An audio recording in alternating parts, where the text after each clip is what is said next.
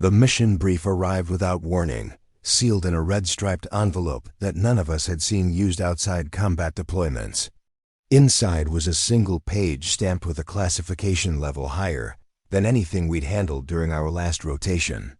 It didn't explain what we were walking into, only that we were to be wheels up within 6 hours.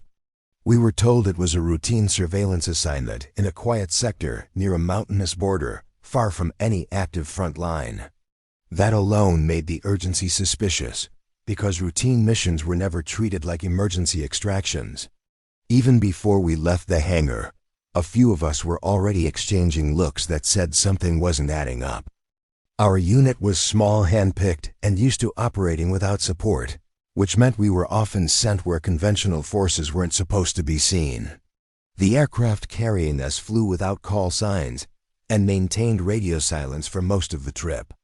When we finally landed on a dirt strip carved into a narrow valley, there were no welcoming officers, no convoy, and no standard handover procedure. The outpost waiting for us looked abandoned at first glance, its perimeter lights flickering as if they'd been running on backup power for weeks. A handful of exhausted soldiers emerged from the main bunker only after we'd disembarked and secured the area ourselves. Their expressions weren't relief or professionalism, but something closer to quiet dread. The acting commander on site gave us a stripped-down briefing in a cramped operations room that smelled of diesel and damp concrete. He spoke quickly, avoiding eye contact, and skipped over details that would normally be considered essential to any operational handover. When one of our sergeants asked directly what threat we were monitoring, the commander hesitated before answering that it was environmental in nature. We began our standard perimeter checks before sunset, moving through rusted fencing, half-collapsed watchtowers, and sensor arrays that looked older than the base itself. Several of the motion detectors had been disabled, not damaged but deliberately switched off. When we asked the previous unit about it, they claimed the sensors were producing false readings and had become more of a liability than a tool. That explanation might have worked if the rest of the base hadn't shown signs of frantic activity, like sandbags hastily stacked in indoor corridors and emergency rations torn open and left untouched. It looked less like a place that had grown complacent and more like one that had been bracing for something. None of it matched the calm situation reports we'd been shown back at headquarters. Night fell quickly in the valley, and with it came an unnatural stillness that made even routine guard shifts feel heavier than usual. The wind died completely, leaving the mountains surrounding us like silent walls pressing inward. Sound carried strangely, and several of us noticed that our radios produced intermittent static even when no one was transmitting. By 2,300 hours, our thermal scopes began registering faint heat signatures along the far side of the perimeter, but nothing was visible to the naked eye. We ran a full sweep with night vision and drones, yet the valley floor appeared empty and undisturbed. The readings disappeared as suddenly as they had appeared, leaving only confusion and a growing sense that we were missing something obvious. When we reported the anomalies up the chain, the response was delayed and oddly dismissive, instructing us to log the data, but refrain from escalating the situation further. That wasn't standard protocol, especially for a newly deployed unit operating in unfamiliar terrain. It felt less like guidance and more like someone trying to keep our reports from gaining attention. Later that night, while reviewing the base's archived incident logs, we discovered multiple entries that had been redacted or partially erased, their timestamps coinciding with unexplained power outages over the past 3 months. The soldiers we had replaced claimed they were never told the full story either, only that strange readings and occasional disappearances of equipment had become routine. The more we dug, the clearer it became that we hadn't been sent there to observe something new, but to take over watching something that had already been haunting this valley long before we arrived. As I lay in my bunk listening to the low hum of failing generators, I realized that none of us had been issued a clear enemy, a defined objective, or even a credible threat profile. We were soldiers trained to fight tangible adversaries, yet everything about this assignment revolved around shadows, missing information, and silence from above. And in that silence, it felt as though the valley itself was waiting for us to make the next move. The second night confirmed that whatever was wrong with the valley was not a one-time anomaly but a pattern repeating itself with deliberate precision. Our motion sensors tripped at irregular intervals along the northern fence line. Yet every time we responded, the terrain lay undisturbed under the pale wash of our floodlights. It felt less like we were chasing intruders, and more like something was testing how quickly we reacted. We recalibrated the sensors at first light, running diagnostics to rule out faulty hardware or interference from local wildlife. The system checks came back clean, each unit reporting optimal performance and no signal contamination. That left only two explanations, and neither of them made sense within the boundaries of conventional military experience. Our communications equipment began behaving unpredictably around the same time, with encrypted channels dropping in and out as if something was jamming them in short, controlled bursts. The interference didn't resemble standard enemy electronic warfare, which usually came with identifiable frequency patterns. Instead, it was erratic and precise, cutting through transmissions just long enough to erase keywords or coordinates before clearing again. During a midday patrol beyond the outer wire, we discovered fresh impressions in the dusty ground leading toward a dry ravine that cut through the valley floor. The tracks were too shallow to be from heavy boots, yet spaced wider than any animal's stride in the region. They stopped abruptly at the edge of the ravine, with no sign of descent or retreat, as if whatever made them had simply vanished into thin air. We documented everything with helmet cams and rangefinders, marking the location for a follow-up search. Command's response was a single line of text instructing us to avoid the ravine unless absolutely necessary. The message included no explanation, only a reminder to maintain operational discipline and focus on perimeter security. That kind of restriction only sharpened our curiosity and deepened the unease spreading through the team. Soldiers are trained to respect orders, but we are also trained to assess threats. And an unmonitored blind spot inside our patrol zone was a tactical liability. The more command avoided direct answers, the more it felt like we were being positioned as expendable observers rather than active participants in the mission. By the third evening, even the most level-headed among us started noticing how the base itself seemed to react to the approaching night. Lights flickered in specific corridors before stabilizing, and the aging generators groaned louder whenever the sun dipped below the ridgeline.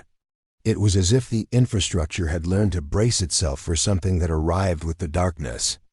Our thermal optics once again picked up faint heat signatures moving parallel to the fence line, this time lingering long enough for 3 separate teams to confirm the reading simultaneously. We triangulated the positions and attempted to track the movement, but the signatures maintained a constant distance from us, pacing our patrols without ever crossing into the light.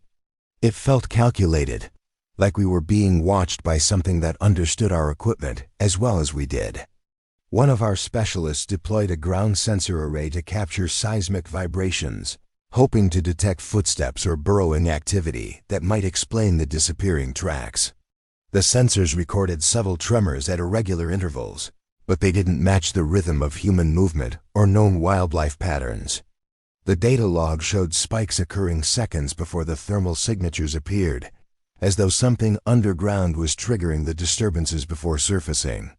When we forwarded the compiled footage and sensor data to higher command, the reply came faster than before, but carried an unsettling directive.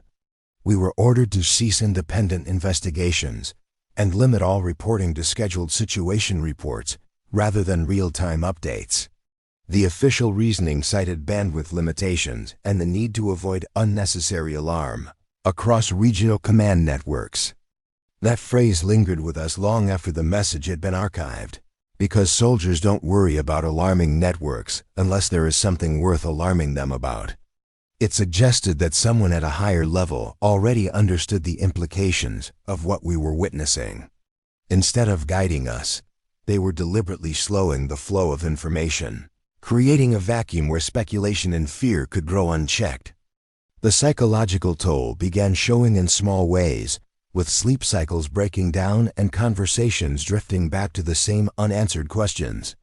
Even routine maintenance tasks were performed in tense silence, each of us listening for sounds beyond the hum of machinery and the distant scrape of wind against the rocks. By the end of the second week, the unexplained had become part of our daily rhythm, and that normalization of the impossible was far more unsettling than the anomalies themselves. It started with a single sharp whisper over the squad radio during a routine night patrol, a transmission that cut through the static with unnatural clarity. One of our point men reported movement along the ravine's edge, his voice tight but controlled as he requested confirmation from the rear element. Before anyone could respond, his feed dissolved into white noise, followed by a silence so complete it felt like the valley itself had gone deaf. We formed a staggered line and advanced toward his last reported position, weapons raised and optics scanning the darkness for any sign of hostile presence. The terrain was open and exposed, offering no cover for an ambush and no logical place for a trained soldier to disappear. Yet when we reached the coordinates he had given, his footprints simply stopped in the dust, ending mid-stride as if he had been lifted straight off the ground. His rifle lay several meters away, safety still engaged, its sling twisted in a way that suggested it had been torn from his shoulder with force. There were no drag marks, no signs of a struggle, and no blood, only the faint outline of disturbed earth where his boots had last pressed into the soil. We called his name repeatedly over the radio, but the only reply was a burst of static that echoed back our own transmissions.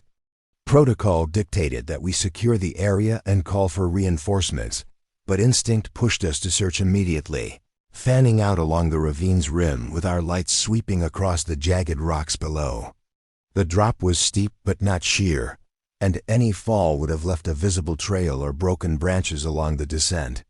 Instead, the ravine floor remained eerily undisturbed, its cracked earth untouched except for the strange, shallow impressions we had documented days earlier.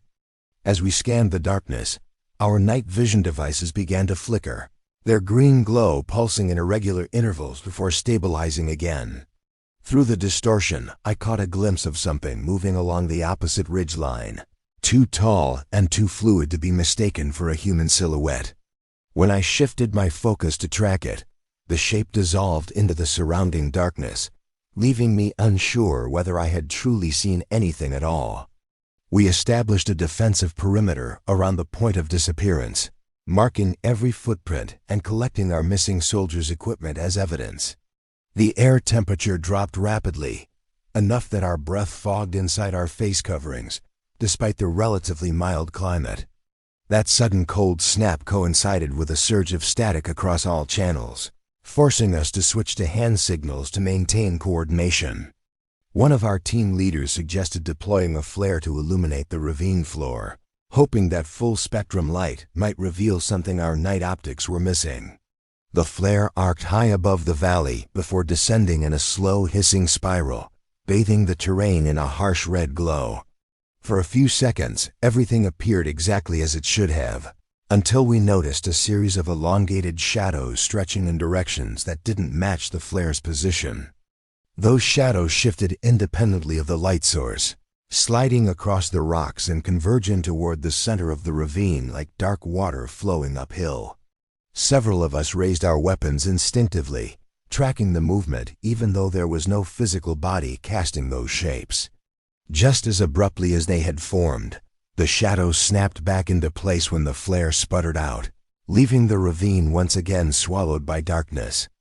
We radioed the base with a contact report, carefully describing only the confirmed facts while leaving out the parts we could not logically explain. The response was delayed longer than usual, and when it finally came, the duty officer's voice sounded strained as he instructed us to withdraw and avoid further exposure to the ravine. He offered no guidance on search and rescue procedures for our missing soldier, a decision that went against every standing doctrine we had trained under. Reluctantly, we pulled back toward the perimeter, leaving behind a set of motion sensors and a remote camera aimed directly at the point where our teammate had vanished.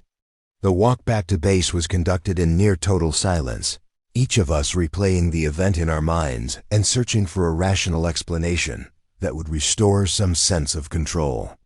None of us spoke about the moving shadows, yet we all knew we had seen them. Back inside the wire, the atmosphere shifted from routine tension to barely contained panic as word of the disappearance spread through the compound. The soldiers from the previous unit avoided our questions, retreating into tight circles of whispered conversation whenever we approached. Their reaction confirmed what we had begun to suspect.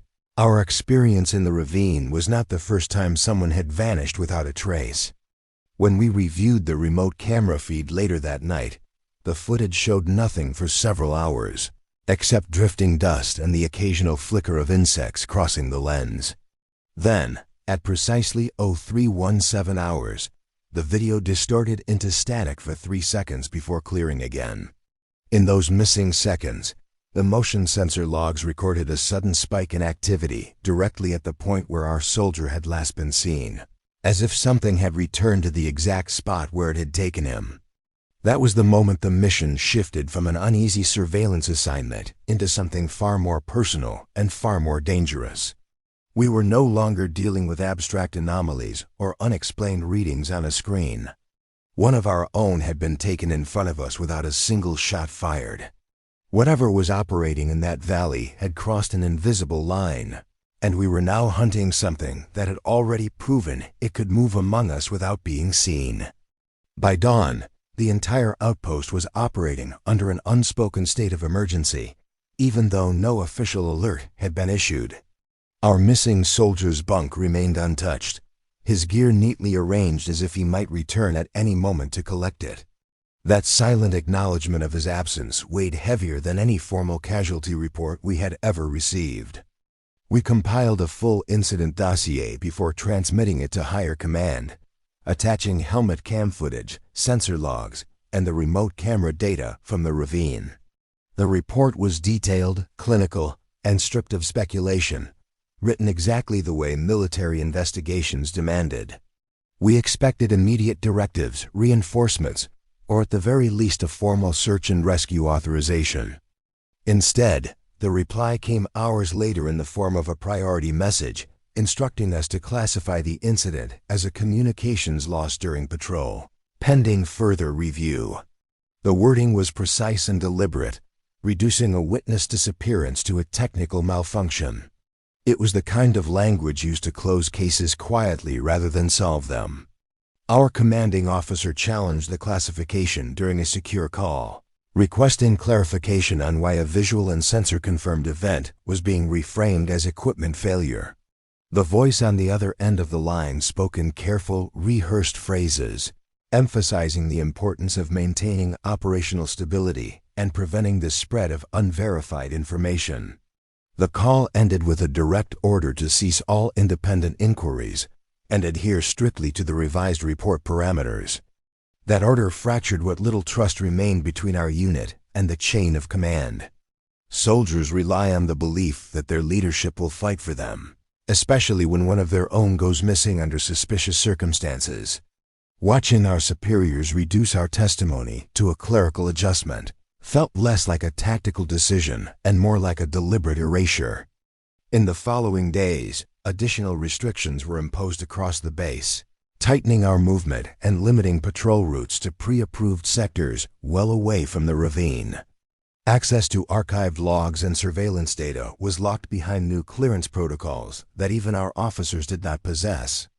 It was clear that someone far above our pay grade had decided the truth was a liability that needed to be contained.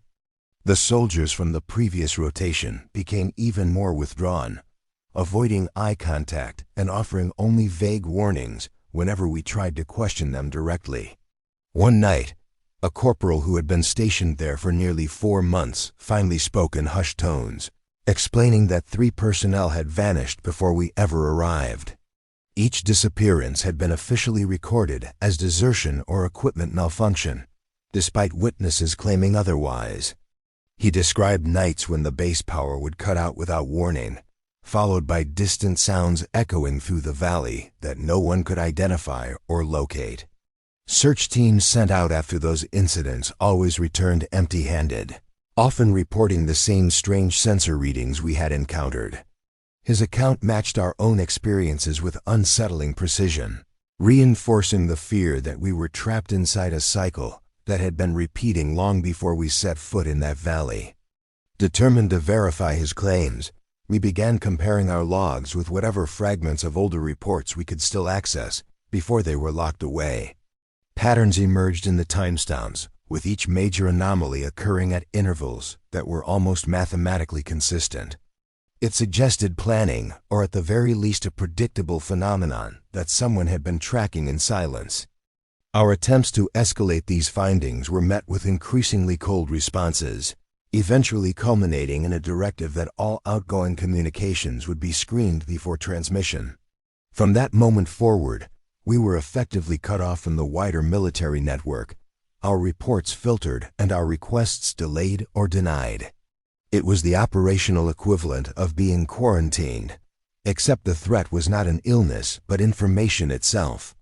Morale began to erode as the realization settled in that we had been sent into a known hazard zone without full disclosure. Soldiers who had once operated with mechanical precision started second-guessing routine decisions, glancing over their shoulders even within the supposed safety of the inner compound. The sense of being watched was no longer limited to the darkness beyond the fence. It now extended into every interaction with the chain of command. Late one evening, our commander gathered the unit in the operations room and spoke more candidly than regulations normally allowed. He admitted that he no longer trusted the official narrative and believed we were being used as a containment force rather than a surveillance team. His words confirmed what many of us had already feared, that somewhere in the classified layers above us, the truth about the valley was known, documented, and deliberately hidden, leaving us alone on the front line against a threat we were never meant to fully understand. The night everything unraveled began with a total power failure that plunged the outpost into a darkness deeper than any we had experienced since arriving. Emergency lights failed to activate, and the generators that had groaned reliably for weeks fell silent all at once. For several seconds, the only sound was the wind scraping against the perimeter wire, followed by the sudden eruption of overlapping radio chatter as every team attempted to report the blackout simultaneously. We switched to battery-powered gear and initiated blackout protocol, sealing internal doors and assigning armed guards to every entry point. Our night vision devices flickered to life, casting the compound in an eerie green glow that made familiar corridors look foreign and distorted. Without the constant hum of machinery, the base felt hollow, as if something had been waiting for the noise to stop. Within minutes, the seismic sensors we had placed near the ravine began transmitting erratic data, showing intense ground vibrations moving toward the outpost in short, rapid bursts. The readings were too shallow to indicate heavy vehicles or artillery, yet far too strong to be dismissed as natural shifts in the terrain. It felt as though something unseen was traveling beneath the surface, closing the distance between itself and our perimeter. A perimeter team reported movement along the northern fence line, their voices tight as they described multiple heat signatures appearing and disappearing faster than their optics could track. We authorized illumination flares, but as the first one ignited above the compound, the light revealed nothing but empty ground and swaying wire. The thermal readings persisted, circling the base in a slow, deliberate pattern that mirrored our defensive positions. Then the alarms started, not from our own systems, but from a row of decommissioned sensors that had been offline since before we arrived. One by one, they came to life with shrill warning tones, their ancient displays blinking erratically as if responding to a threat only they could detect. The sudden activation triggered confusion across the base, forcing us to divide our already stretched personnel between modern equipment and outdated hardware that should never have been operational. During the chaos, one of the guard towers transmitted a broken distress call before the feed cut off mid-sentence. A quick response team sprinted across the compound to investigate, only to find the tower empty, its ladder still swaying slightly in the night air. The guard's rifle was propped against the railing, and his headset lay on the floor, its microphone smeared with dust but otherwise undamaged. Panic threatened to take hold as reports of additional figures moving just beyond the wire came in from multiple sectors. We formed overlapping fields of fire and held our positions, waiting for a clear target that never materialized. Firing blindly into darkness would have violated every rule of engagement, yet standing still while something invisible circled us felt equally dangerous. Suddenly, a deafening metallic screech echoed from the far side of the compound, as one section of the perimeter fence collapsed inward without any visible external force. The breach triggered automated floodlights that somehow flickered back to life despite the ongoing power outage, casting harsh white beams across the torn wire. For a fraction of a second, several of us saw shapes moving within the illuminated dust, elongated silhouettes that seemed to bend and distort as they advanced. Weapons were raised and safeties clicked off, but hesitation froze our fingers on the triggers because the shapes lacked solid form, shifting like smoke caught in a crosswind. They moved with unsettling coordination, slipping between the floodlight beams and vanishing whenever we tried to focus directly on them. The air temperature dropped sharply again, and our breath fogged as if we had stepped into a freezer rather than a desert night. Inside the operations bunker, our commander attempted to re-establish contact with regional command, cycling through every available frequency without receiving a single reply. It was as if the outside world had gone silent, leaving us isolated with only our internal communications and the growing chaos outside. The realization that no help was coming settled over us like a physical weight, forcing us to confront the situation with only the resources we had on hand. As the breach widened, one of the shadowy figures slipped fully inside the perimeter, its outline briefly solidifying against the floodlight glare. A soldier opened fire in a controlled burst, and the rounds passed through the figure without resistance, striking the far wall in a spray of sparks. The silhouette recoiled not in pain but in distortion, collapsing into a ripple of darkness that flowed along the ground and vanished beneath a storage container. That moment shattered any remaining illusion that we were dealing with a conventional threat. Our training, our weapons, and our protocols were built for enemies that obeyed the laws of physics, not entities that could absorb gunfire and move like liquid shadow. With the perimeter compromised, communication severed, and at least 2 personnel now missing, we found ourselves fighting to maintain order against something we couldn't engage, couldn't predict, and increasingly feared might already be inside the base with us. The extraction order arrived just before dawn, transmitted through a narrow-band emergency channel that bypassed our standard communications entirely. It contained no acknowledgement of the night's events, no request for a situation report, only coordinates and a departure time exactly 40 minutes away. The message ended with a single line instructing us to destroy all locally stored data and prepare for immediate evacuation. Our commander read the order twice in silence before relaying it to the rest of the unit, his voice steady but hollow. There was no mention of the missing personnel, no directive to secure the ravine, and no explanation for why a position deemed critical enough to occupy for months was now being abandoned without a fight. It felt less like a tactical withdrawal and more like someone sealing off a contaminated site. We began executing the evacuation checklist automatically, burning paper logs in a steel drum behind the bunker and wiping hard drives with magnetic erasure tools. Watching weeks of footage, sensor data, and patrol reports vanish into static felt like participating in the deliberate erasure of our own memories. Every deleted file reinforced the sense that whatever we had encountered was never meant to exist outside classified archives. The helicopters arrived low and fast, their rotors chopping through the valley air with a violence that echoed off the surrounding cliffs.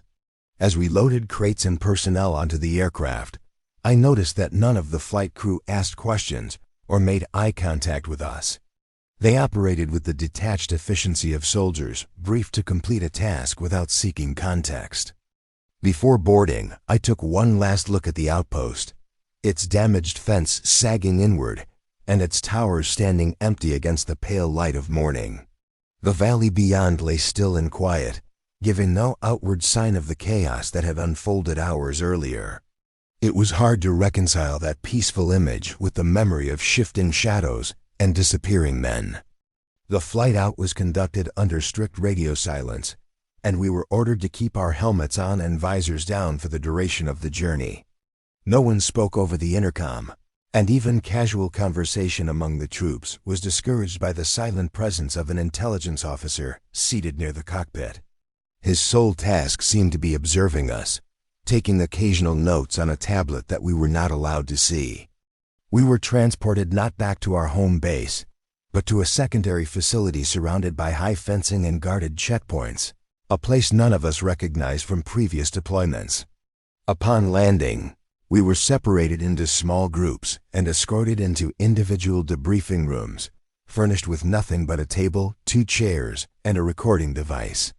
The shift from combat extraction to controlled interrogation was so abrupt that it left many of us disoriented. My debriefing officer listened without interruption as I described the sensor anomalies, the disappearances, and the figures that had breached the perimeter. He asked precise questions about timings, distances, and the exact wording of our radio transmissions, yet he showed no surprise at any point in my account. When I finished, he simply slid a prepared document across the table, stating that it reflected the officially verified sequence of events. The document described a series of equipment malfunctions, low visibility conditions, and psychological stress leading to misinterpretation of routine environmental phenomena. It made no reference to missing personnel beyond listing them as presumed casualties due to terrain hazards during the blackout. I was instructed to sign the report to confirm that it accurately represented my professional assessment of the mission. Refusing to sign was technically an option, but the officer made it clear that doing so would trigger further investigation into my mental fitness for service. Faced with the choice between being labeled unstable or endorsing a narrative I knew was false, I hesitated longer than I care to admit. In the end, I signed, just as every other member of my unit eventually did. Each signature another layer sealing the truth beneath bureaucratic language. We were released back into regular duty within days, reassigned to different units, and instructed not to discuss the operation outside authorized channels. Officially, the Valley Outpost was later listed as decommissioned due to logistical constraints, its coordinates scrubbed from standard deployment maps. To anyone reviewing the records, it was as though the base had simply faded out of existence, taking its strange disturbances with it. Even now, years later, I sometimes wake in the middle of the night convinced I can hear the distant metallic screech of collapsing wire and the static-filled whisper of a radio cutting out mid-sentence. The Army taught us to confront enemies with courage and clarity, but what we encountered in that valley never offered us a target, a motive, or a battlefield we could understand. If stories like ours are buried this easily, it raises a question that still unsettles me. How many other operations have been quietly erased? And how much of what we're told about the world beyond the wire is only what someone has decided we're allowed to remember?